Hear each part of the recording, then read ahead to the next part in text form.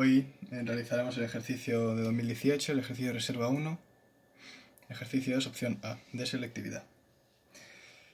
En el apartado A nos pregunta que expliquemos las características de la fuerza magnética entre dos corrientes paralelas, rectilíneas e infinitas. Están aquí, la corriente 1 y la corriente 2. Tienen el mismo sentido, que sería sentido positivo del eje Z, las dos. Y nos pide, pues, explicar las características de la fuerza.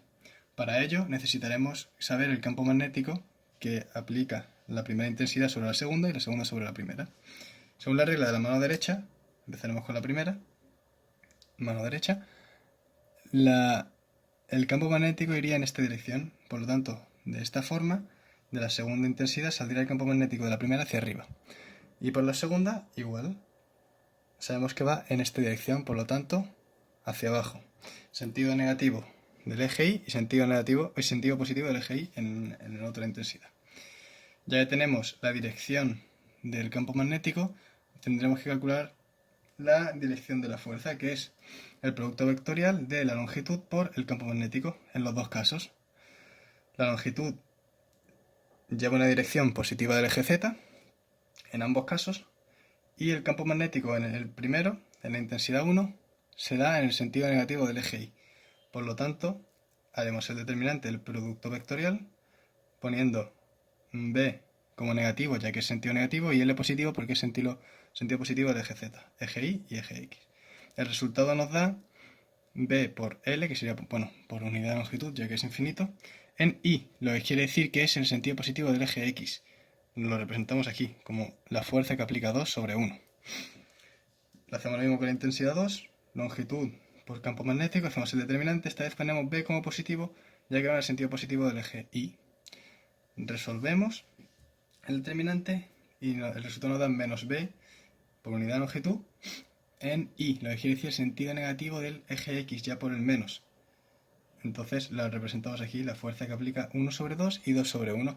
Vemos que es una fuerza de atracción entre las dos intensidades. En el apartado B nos pide que, dados dos intensidades 1 y 2, en la cual la 1 vale 1 amperio y la 2 vale 2 amperios, separadas entre sí por 20 centímetros, que en metros sería 0,2 metros, nos pide calcular el campo magnético en P, que es un punto que se encuentra a 5 centímetros de la primera intensidad, que serían 0,5 metros. Para ello necesitamos aplicar el principio de superposición, que nos quiere decir que el campo magnético en B es igual a la suma que hace el campo magnético, o sea, que crea la intensidad 1 sobre P y la intensidad 2 sobre P, como vemos aquí. Para calcular el campo magnético que crea la intensidad 1 sobre P, necesitamos aplicar la fórmula donde nos dice 1 sub 0 por la intensidad 1 partido 2πr, siendo r la distancia que separa la primera intensidad de P. Sustituimos los valores y nos da 4 por 10 elevado a menos 6. Este es el primer campo magnético que hace 1 sobre P. Ahora tenemos que calcular el de 2 sobre P. Para ello haremos la misma fórmula, pero esta vez pondremos la intensidad 2, que son 2 amperios, y el radio no son 0,5 metros como era antes, sino que serán los 0,2 metros de aquí más los 0,05 de aquí. Por lo tanto, al sustituir tenemos 2 amperios por mu sub 0 partido 2πr, siendo r 0,25, por lo que he dicho anteriormente. El resultado nos da 1,6 por 10 elevado a menos 6 y, bueno, pues el campo magnético que crea 2 sobre P. Necesitamos ahora sumarlos para ver el campo magnético total. Entonces los sumamos y nos da 5,6 como solución del apartado B.